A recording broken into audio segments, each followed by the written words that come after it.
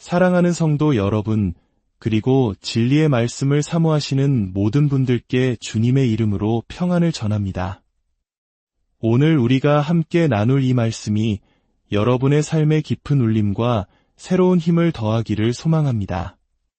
만약 오늘 이 이야기가 여러분의 마음에 와 닿는다면 구독과 좋아요를 통해 더 많은 분들이 이 귀한 은혜를 함께 나눌 수 있도록 동참해 주십시오.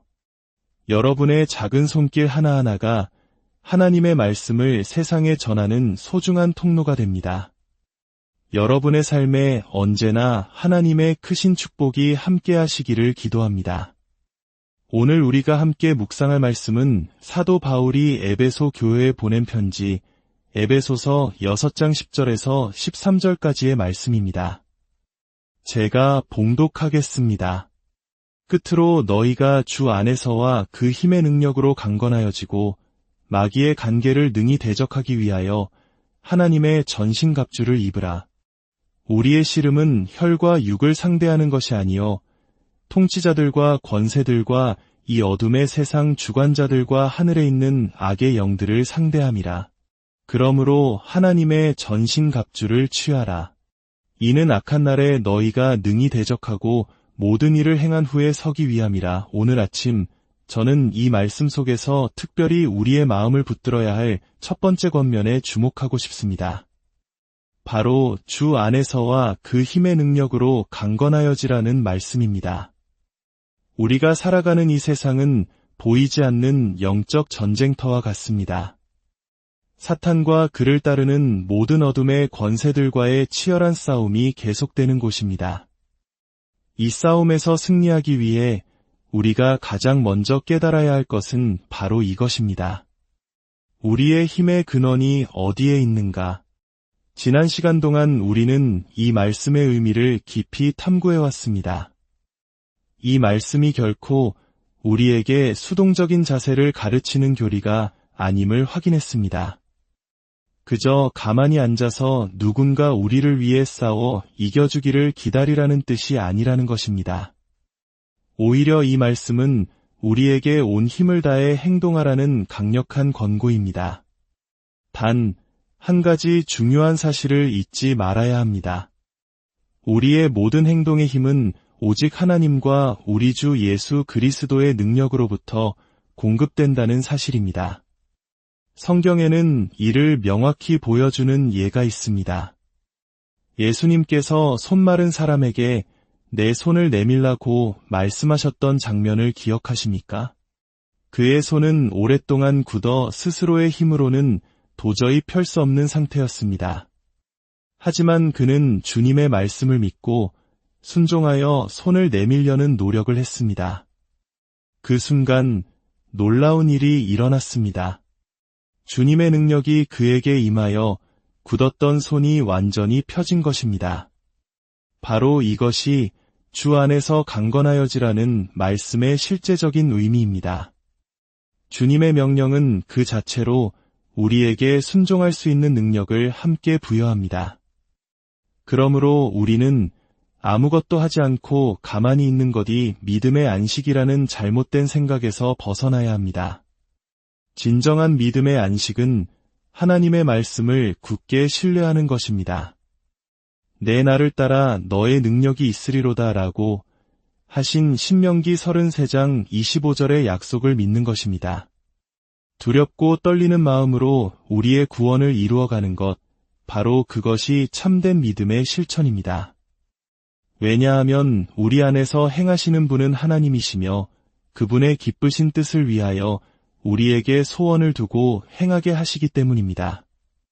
자, 지금까지 우리는 영적 성장의 긍정적인 측면, 즉 우리가 무엇을 해야 하는가에 집중해 왔습니다.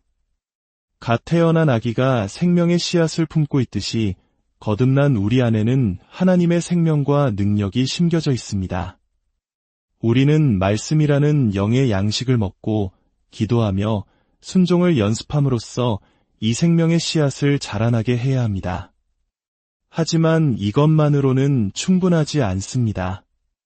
이야기의 완전한 그림을 위해서는 반드시 부정적인 측면, 즉 우리가 무엇을 하지 말아야 하는가에 대해서도 알아야 합니다. 우리 몸의 건강을 생각해보면 쉽게 이해할 수 있습니다. 우리가 건강하고 활기찬 삶을 살기 위해서는 좋은 음식을 먹고 꾸준히 운동하는 것만큼이나 우리 몸에 해로운 것들을 피하는 것이 중요합니다. 아무리 건강한 사람이라도 독감 바이러스가 가득한 방에 들어가면 병에 걸릴 수 있습니다. 건강을 지키는 데에는 긍정적인 노력과 부정적인 회피, 이 두 가지 측면이 모두 필요합니다. 마찬가지로 우리의 영적인 힘을 약화시키거나 우리의 영적 건강을 앗아갈 수 있는 것들을 단호하게 피해야 합니다. 우리의 영적인 에너지와 활력은 어디에서 오는 것일까요? 바로 주님과의 관계 속에서 옵니다. 그렇다면 이 소중한 에너지를 고갈시키는 것들은 무엇일까요? 오늘 저는 우리가 반드시 피해야 할 몇 가지 함정들에 대해 이야기 나누고자 합니다. 첫째, 우리는 에너지의 분산을 경계해야 합니다. 다시 말해, 에너지를 헛되이 낭비하는 것을 막아야 합니다. 아무리 많은 에너지를 가지고 있더라도 그것을 잘못된 곳에 쏟아붓거나 낭비해버린다면 결국 우리는 약해지고 무력해질 것입니다. 이것은 영적인 영역에서도 마찬가지입니다. 제가 목회 경험을 통해 볼 때 오늘날 많은 성도들이 겪는 가장 큰 위험 중 하나가 바로 이것입니다. 얼마 전 다양한 직업과 계층의 그리스도인들과 대화할 기회가 있었습니다. 그들은 공통적으로 영적 침체를 호소했습니다. 예전처럼 성경 말씀이 달게 느껴지지 않고 기도의 기쁨을 잃어버렸으며 자신의 영적 상태에 대해 불행해하고 있었습니다. 저는 그 문제의 가장 흔한 원인이 바로 에너지의 분산에 있다고 확신합니다. 사도 바울은 지식 없는 열심에 대해 경고한 바 있습니다. 이것은 믿지 않는 사람들에게만 해당되는 이야기가 아닙니다. 많은 그리스도인들이 생각 없이 활동에만 몰두하는 활동주의의 함정에 빠집니다. 물론 우리는 활동적이어야 합니다. 믿음의 성장을 위해 행동하는 것만큼 좋은 것은 없습니다. 하지만 참된 활동과 활동주의 사이에는 하늘과 땅만큼의 큰 차이가 있습니다. 우리의 활동은 반드시 깊은 생각과 기도를 통해 계획되고 절제되며 올바른 방향으로 나아가야 합니다. 오늘날 교회 안에는 새로 회심한 사람에게 무언가 할 일을 주어야 한다는 생각이 널리 퍼져 있습니다. 하지만 성경의 가르침은 오히려 그 반대에 가깝습니다. 사도 바울은 간 믿은 자에게 직분을 맡기지 말라고 경고합니다. 아직 준비되지 않은 상태에서 교만해져 마귀의 정죄에 빠질 위험이 있기 때문입니다. 우리의 기독교 신앙을 증명이라도 하듯 혹은 다른 사람들의 비판이 두려워 무엇이든 해야 한다는 강박에 시달리는 분들이 많습니다. 많은 직장인 성도들이 일주일 내내 저녁 시간을 교회 봉사와 모임으로 가득 채웁니다. 물론 그 마음은 귀하지만 이것은 영적인 탈진으로 이어지는 위험한 길입니다. 결국 그들은 지치게 되고 영혼은 메마르며 모든 활동은 생명력 없는 기계적인 반복이 되어버립니다. 저는 이것을 지혜롭지 못한 활동이라 부릅니다. 우리는 잠시 멈추어 자신의 삶을 계획해야 합니다. 내가 무엇을 할 수 있고 무엇을 할 수 없는지 분별해야 합니다. 다른 사람들이 뭐라고 하든 내게 주어진 시간과 에너지를 어떻게 사용하는 것이 하나님의 뜻에 합당한지 스스로 판단하고 결정해야 합니다. 결코 다른 사람이나 분위기에 휩쓸려 우리의 소중한 영적 에너지를 낭비해서는 안 됩니다. 에너지를 분산시키는 또 다른 길은 지나치게 많이 말하는 것입니다. 우리는 너무 많이 말하느라 생각하고 묵상할 시간을 갖지 못하는 시대에 살고 있습니다. 대화는 때로 우리를 매우 지치게 하고 기진맥진하게 만듭니다. 야고보서의 겉면처럼 우리는 듣기는 속히 하고 말하기는 더디 해야 합니다. 더 나아가 우리는 쓸데없는 논쟁으로 에너지를 낭비하는 것을 피해야 합니다. 사도 바울은 디모데에게 망령되고 헛된 말을 버리라고 권면하며 어리석고 무식한 변론을 버리라 이에서 다툼이 나는 줄 알미라고 경고했습니다. 여기서 우리는 아주 어려운 균형을 잡아야 합니다.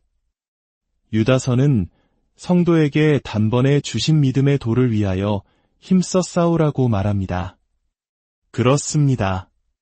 우리는 진리를 수호하기 위해 싸워야 합니다.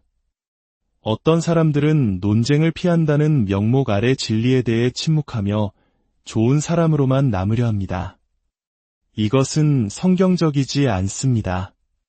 하지만 그 반대편 극단도 위험합니다. 비판과 논쟁 자체를 즐기는 사람이 되어서는 안 됩니다. 주님의 종은 마땅히 다투지 아니해야 합니다. 진리를 위해 싸우는 것과 다툼을 즐기는 것은 다릅니다. 다툼을 즐기는 순간 우리의 영은 잘못된 동기로 오염되고 교만이 싹트며 영적인 향기를 잃어버리게 됩니다. 저는 목회 초기에 큰 잠재력을 가졌던 2명의 설교자를 기억합니다. 그들은 처음에는 많은 영혼을 구원하고 성도들을 세우는 귀한 사역을 했습니다. 하지만 시간이 지나면서 그들은 비판과 논쟁에만 몰두하는 사람이 되었습니다. 그들의 설교는 누구를 공격하는지에 대한 구경거리가 되었고 사람들은 영적인 양식이 아닌 싸움 구경을 위해 모여들었습니다. 결국 그들은 능력을 잃었고 사역은 무너졌습니다. 사랑하는 여러분, 진리를 위해 싸우되 결코 다투는 자가 되지 마십시오. 이 둘 사이의 균형을 지키는 지혜를 구하십시오. 두 번째로, 우리는 우리를 약화시키는 분위기를 피해야 합니다. 아무리 튼튼한 사람이라도 덥고 습한 방에 오래 있으면 기운이 빠지고 무기력해집니다. 영적인 삶도 마찬가지입니다. 우리를 영적으로 쇠약하게 만드는 분위기가 있습니다. 가장 먼저 훈련되지 않은 삶입니다. 우리는 아무것도 하지 않는 게으름 속에서 많은 시간을 낭비할 수 있습니다. 꼭 나쁜 일을 해야만 시간을 낭비하는 것이 아닙니다.